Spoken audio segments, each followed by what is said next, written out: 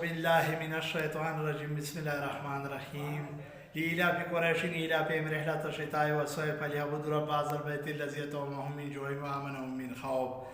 ټولو مسلمانانو ورونو یو ځل جمعې شپه په نبي علیه السلام باندې درود شریف وایي، کمنټ کې راولګئ اللهم صل علی سیدنا محمد وعلى عدرتی بعدد کل معلوم لك.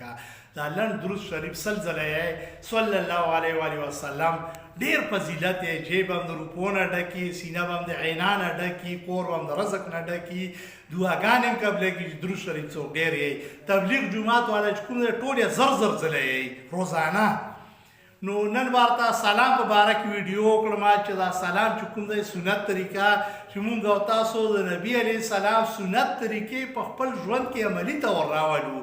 نو څومره غټ خیر دی کې ګوره چې په معاشره کې مونږ سلام عام کړو، کورونو کې هر چاته خندا سره خوشحالۍ سره السلام علیکم ورحمت الله وبرکاتو په خندا سره ستړي مشي ورسره وکړو چې خاندو په ټنډه باندې مسکراهټي. ګوره دا دشمنۍ، تربګانۍ، خفګانونه، تکلیفونه دا هر څه به ختم شي. ټولو مسلمانانو ته اپیل کړم چې په خندا باندې به سلام اچوئ او په خندا سره به ستړي مشي کړئ. دا ټول غمونه هغه به ختم شي چې کومې محفل له لاړ شي وران سړی مرور او خفه ناست دي، سلام وچی ټول هغه به یې ځانه به ګیله وشي چې خدای پاکه ما څه شی کړی، دا ټوله دنیا خفه ده. خو حالانکې مونږ به داسې معاشره جوړه شوې ده چې بدنیتۍ بې خیرۍ ختم کړو، بل مسلمان ته به خیر رسوو، بل مسلمان له بدو نه بچ کوو، ښو طرف ته بې رابلو، ښایسته سلام به اچوو، ښایسته ستړي مشي به کړو چې دشمن باندې په خندا کې سلام واچوو، په خندا کې ستړي مشي ورته وکړه به دشمن مې دوست به جوړېږي. نو مونږ او تاسو چې نبي علیه السلام طریقې راشي په ژوند کې دا جنت چې کوم دی که نه دومره آسان نه دی. رحمان بابا شعر دی چې د جنت ته مې یو جام په ما حرام شه چې تر څو دی نو جام تاوان ورنه کړم. مونږ او تاسو له پکار دي جنت لپاره خواري وکړو، خوله وتوی کړو، اینه توی کړو، په یخنۍ او ګرمۍ تېرې کړو، لوږه او تنده په ځان باندې راولو. دا تبلیغ والا چې په ټوله دنیا کې کروڑونو تعداد کې خواري او محنت کا دا وګوره دا خوارۍ نه بغیر جنت نه میلاوږي. چې مونږ او تاسو په زړه کې دا جذبه جوړه شي چې خدای پاکه ټول نبي علیه السلام امتیان تبلیغ په کار کې ولګوي چې جنت والا جوړ شي، جنت له لاړ شي. چې مونږ او تاسو دا جذبه جوړه شي. څلور جوماتونه راغلي د ریوند مرکز نه، یو د کراچۍ، یو د کټ، یو باولپور، یو د دادو د سند نه.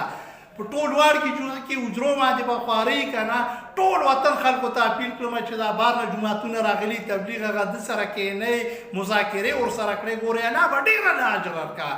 او بس په تبلیغ کې چې کوم دی کم سے کم یې ایسې روزه ولګوئ چې دا زړه درد ورته معلوم شي چې مسلمان زړه کې درد هم پیدا شي، چې مسلمان جنت والا جوړ شي، چې الله تعالی احکامات وپېژنئ، نبي علیه السلام طریقې وپېژنئ، مسلماني وپېژنئ، جنت وپېژنئ، دوزخ وپېژنئ، قیامت ورځ وپېژنئ. ګورئ دا دنیا نقشې شټي ګوره فضول دي، ګوره پاتې کېدونکي که ته دي ټولې دنیا بادشاه شو که نه او دا ټولې دنیا خلک ستا نه قرار شو، اخیر به څه شئ مرئ به تر. خو چې ایمان ته نه جوړ شوی جهنم ته به ګزار شي. او که د لوا بانډه کې لوږې نه مړ کېدې که نه او وچه ډوډۍ هم نه وه چې ایمان سره لاړې سل چاته محل ورته په جنت کې میلاوږي.